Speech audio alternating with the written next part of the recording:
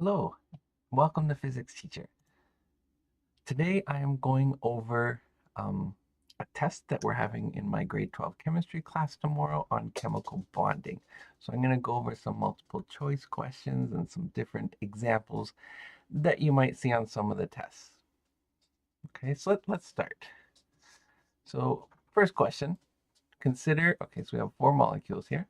How many of the above are polar? Okay, well, let's look at them one at a time. So CO2. Right? If we look at CO2, so we've got carbon and oxygen on either side. Now, initially, this bond is a polar bond, right? Because oxygen is pulling those electrons more towards it, because oxygen has a higher electronegativity. Okay, but this oxygen is going to be doing the same thing. Okay? And so we're pulling to the left and to the right equally. Um, Overall, as a molecule, it's very symmetrical. So this is actually going to be non-polar. So this is not one of the ones we're thinking of. CH4, same idea. So CH4, let me make that a little bit thicker here. CH4 looks like this. And we've got all of our H's nicely symmetrical. So they are polar bonds, but because of the symmetry, this is going to be a non-polar molecule. So again, no. NH3, so NH3 is going to look like this. Right? Now that's not enough, right? We're not following the octet rule there with nitrogen, so nitrogen is going to need a couple more. Right? So this is going to be polar because we have more of a negative charge up here where these free electrons are. So this one is a polar molecule. And HCl, so that's fairly straightforward. That's a polar bond, and since that's all there is, that is also a polar molecule. So we got two of them being polar. All right, let's look at the next one. Which of the following is not reasonable? So here we have SF6. Now, initially, you might look at that and say 6 fluorines, but that's actually okay because sulfur can break the octet rule. I'll explain later in a question where we will talk about orbital hybridization, but that is okay. Same with boron, right? Boron can have 3 bonding pairs, right? So that perfectly works well with 3 fluorines. Beryllium, these are all like exceptions here. Beryllium's another exception to the octet rule. Again, I'll explain all these in another question when I go over orbital hybridization. But this one, phosphorus works as well. This does not work. Okay, so if we look at oxygen, so oxygen has, if we were to write 1s2, let's write the electron configuration. So 1s2, 2s2, and then we have 2p4. So when we're looking at orbital hybridization, right, the highest energy level is 2, and there is no d orbital. So there's nowhere for these electrons to be promoted to. Right? So oxygen does not break the octet rule. So this one is the one that is not reasonable. Okay. I'll go more in depth with orbital hybridization a little later.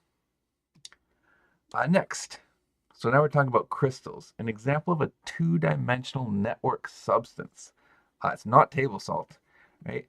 Table salt is definitely three-dimensional, right? You'll have those sodium, right, and chlorine ions, right? They form next to each other and next to each other, and you'll get similar up here, like sodium and chlorine forming in sort of a three-dimensional, a cubic structure there. So that is not two-dimensional. Diamond as well. Diamond is carbon in a three-dimensional structure, so that's not two-dimensional. Same with quartz. Potassium chloride is also a salt, similar to sodium chloride. So no, the answer is graphite. Graphite is a two-dimensional structure. It's actually quite interesting because you'll have a carbon atom. Let's just say that's a carbon atom, right? And it will bond with 3 other carbon atoms, right? 1, 2, and 3. right? And the next one will also bond with 3 and 3 and 3. And that's interesting because carbon can have 4 bonding bonds available for it.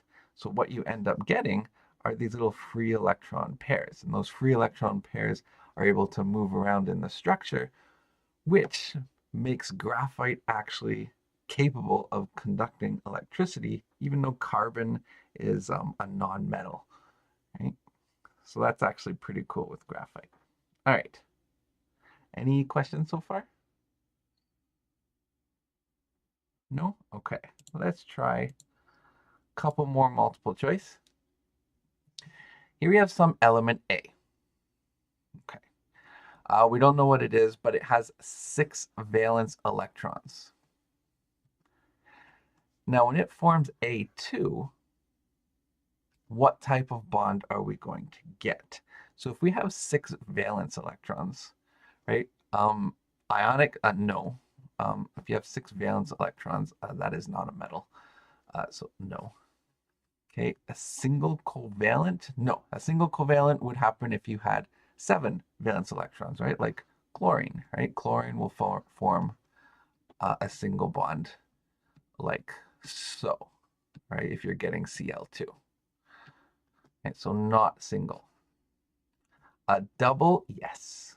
That's the one we're looking for. So like oxygen, right? Oxygen will do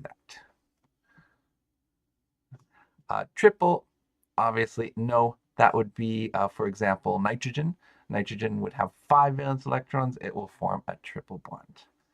I left out my valence electrons, my valence free electrons here, but you get the idea. All right, next, we have an example of a molecule, AX3. So A is our central bonding atom, and then we have 3 other elements bonded to it, and then 1 free electron pair. That's how we're reading that. Okay, so C, that can be our A, our central bonding atom. But then we have 4 hydrogens, not 3. I've kind of written over that. Let me just, there we go. Not 3, this is 4. So that's a no. Here we have SO3. So that's possible. But the question is, does SO3 have a free pair of electrons? And when you do SO3, for you to draw SO3, you end up getting a resonance structure, right? So sulfur does not have a free pair of electrons on it. So no, not that one. Certainly not this one. This is only 2, not 3, so no. Okay, we're kind of running out of options here. Okay, ammonia. Yes, I think I drew this one on the previous, one of the previous examples, but ammonia, yes. So ammonia is going to look like this with our hydrogens, right? And then to make nitrogen happy, we can't do a double bond with any hydrogens, so we're going to have a free electron pair. So here's our A, here's our 3 X's and our 1 E. So there's our answer, ammonia. Okay. Moving on. Oh, there we go. Let's draw some Lewis structures. Okay, I'm only going to do 2 because last weekend I created like a 20-minute video going over in great detail all the types of Lewis structures that you can draw, which include like exceptions to the octet rule, resonance structures, and going over their VSEPR shapes and orbital hybridization. So if you need to study that in a lot more detail, you can go watch that video. I put the link in the description. But let's just go over a couple. And I said I would talk a little bit about orbital hybridization. Do I have it in another question? I do have that in another question. Okay. So the next question, I'll talk more about orbital hybridization. But SF6, that is an exception to the rule. So we can have, I need to change layer. Here we can have sulfur. And paired to it, so sulfur can have 6 bonding pairs. So we're going to put 1 fluorine up here, 1 down here. Now I told my students they do not have to draw 3D structures, so you can just do this, and that is fine, right? But if you want to visualize it, we can picture these 2 fluorines going behind So let me just do this one going behind, and these ones coming out in front like this. So draw that little wedge here. And then I'm not going to bother, but you should put in all of your free electrons. That'll take me a while, but you get the idea. Okay, so this shape, right? All the angles are 90 degrees, right? Because all the bonds are equal and they all try to push apart from each other in the same amount, right? So this shape is called octahedral. Okay, make sure you go over all your shapes. CH4 is a nice basic one, but same idea. So we're going to have, we have an H and one here. We'll put this one out in front. Again, my students, you don't have to do the wedges, but it can help you certainly visualize it a little bit. Here and one here in behind. Okay, and this shape is tetrahedral.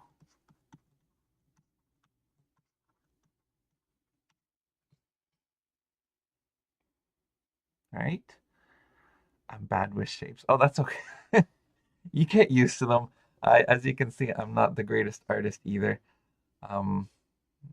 But yeah, after enough practice, they just become quite repetitive. All right, so let me explain now how orbital hybridization is used to predict these shapes. So we know boron is an exception to the octet rule, right? So we know if we were to draw that, it is perfectly fine to have 3 bonds there, right? Like this, with fluorine. Don't forget to write all of your electron pairs around fluorine. Do it for each one. I'm not going to bother because it's late at night and I'm lazy. Okay, but all those bonds are equal. That's the important thing. All those bonds are equal. They're experimentally determined to be equal. And because they're equal, they all spread out from each other in equals amounts. So this is trigonal planar. That's the name of the shape, trigonal planar. Okay, so 3 on one plane, right? Not an airplane, but like a flat plane. Okay? So notice I don't need any 3-dimensional like wedges or dashes here. And because they're equal and they're trying to separate away from each other in a 360-degree circle, they all end up being 120 degrees. So why are they equal? Okay, and that's important to note, right? If you're just drawing a Bohr-Rutherford diagram, remember Bohr-Rutherford diagrams are incorrect, right? But if you're drawing a Bohr-Rutherford diagram or just a Lewis dot diagram for boron, well, that doesn't give you the whole picture because it makes it look like, oh, there's boron. It's got 3 free electrons to bond with, right?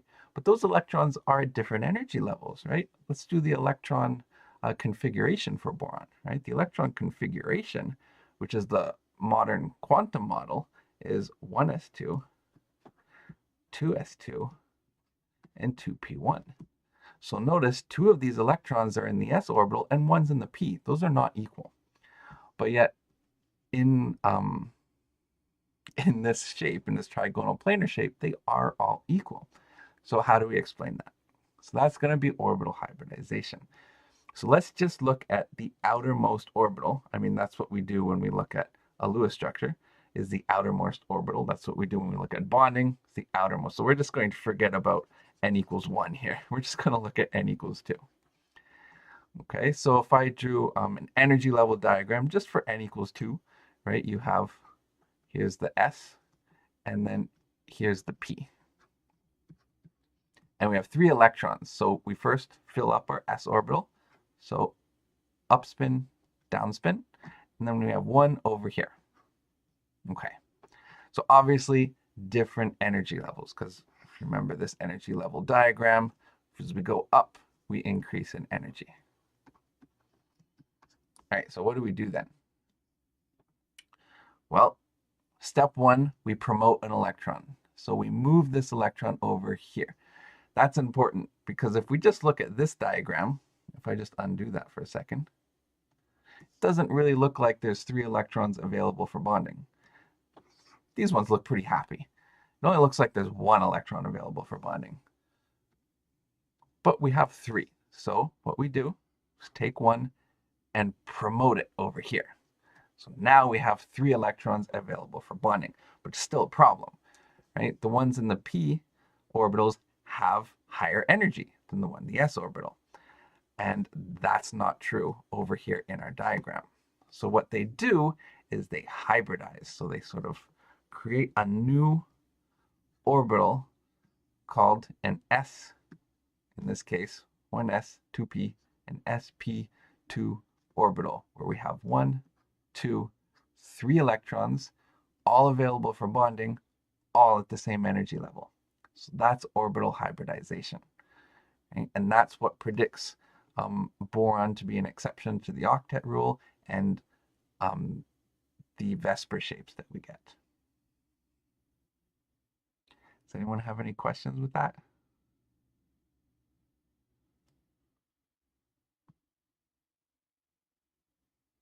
No? Okay. Couple more. What do we have here? All right, so both iodine and chlorine are non-polar molecules. Which one will have higher boiling and melting points? All right, so you need to remember intermolecular forces. Okay, so we have different intermolecular forces, right, for polar or non-polar molecules. For polar molecules, we have dipole-dipole forces, and we have hydrogen bonding. For non-polar molecules, we have London dispersion forces. Okay, and London, hold on, I got a question. Can you explain P1 and V1 equation? Equation?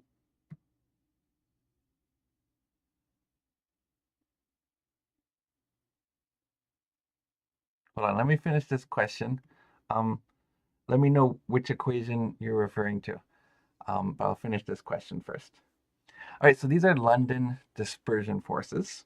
And that pretty much says, so you've got iodine, for example. Okay, it is a nonpolar molecule, right? Because you're going to have iodine or chlorine as well, just bonding with itself. Okay, and then you've got your electrons around it, your outer electrons around it. That's nonpolar. But you can imagine, say, all the gas molecules in the room. They're not perfectly distributed evenly at all times, right? There are some times we're going to have more of those gas molecules in one location than another. So we can imagine the electrons doing the same thing. They're not perfectly evenly distributed at any one time, so they can end up showing a slight positive side to them and a slight negative side to them overall. They're very weak, right? So these forces are the weakest ones here. But it'll be stronger. You'll have a much bigger effect the more electrons you have. That's important. And which one has more electrons? Iodine or chlorine? Okay. So, whoa. Okay, hold on.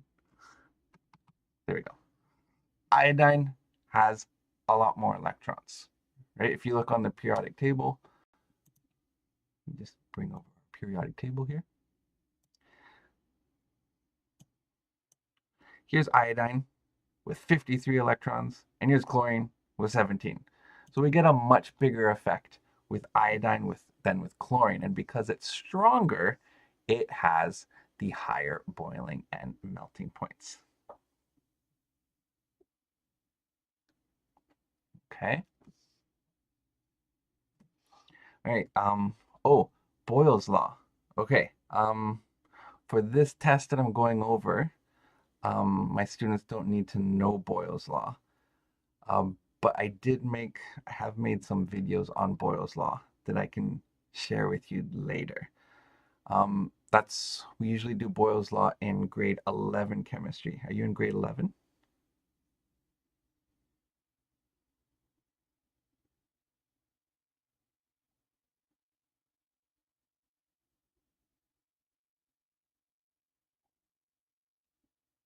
Okay, I'll get back to that. I only have one more question for my grade 12s here to finish. And this is the one I get asked, or I have been asked, a lot, all day. Can you explain hydrogen forming H2 molecules? Yes. Yes, I can. Okay, so this is a potential energy graph. So our y-axis shows potential energy, and our x-axis shows the distance between, in this case, we're looking at two hydrogen. So notice if we're far to the right, they're a little bit further apart, and as we move to the left, they get closer and closer together. Now, I've been waiting for this, have you? Okay, so in physics, okay, I will explain that if you have like electrostatic forces, okay, I'll just briefly say this right now for my chemistry students to help to understand this a little better. But we all know that like charges repel and opposite charges attract, right? So if you had two protons being two positive charges, they repel. Now, when you have that repulsive force, you have a certain amount of potential energy due to that position in those electric fields that are repelling. When you repel, you have a positive potential energy. Okay? When you attract, you have a negative potential energy.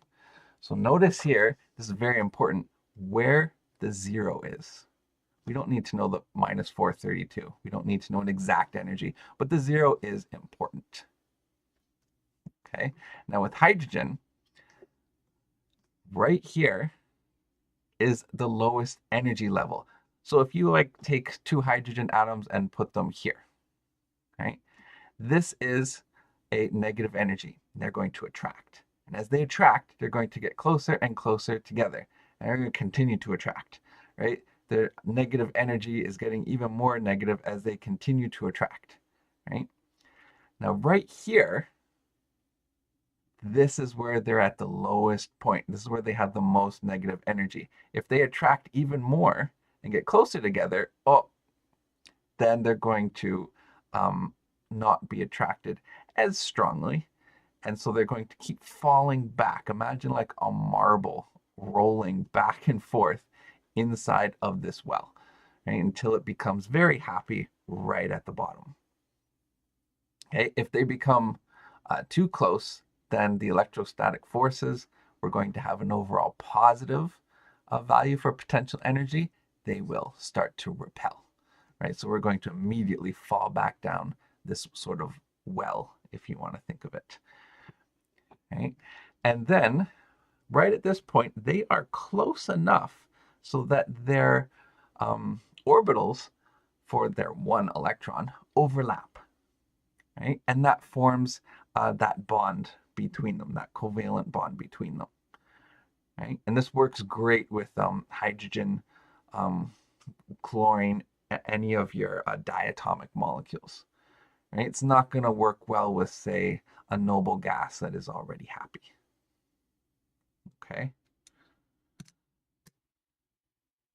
Any questions?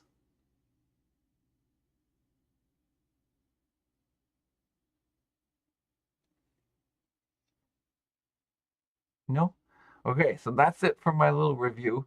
I will stay here for about 1 minute to see if anyone has any last minute questions.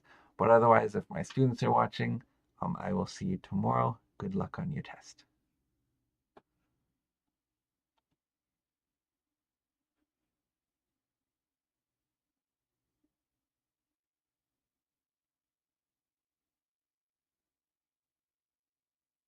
And for Boyle's Law, I will put a couple, once I'm done the live stream, I will add a couple links in the description to a couple videos I made explaining Boyle's Law and Charles' Law and Gay-Lussac's Law.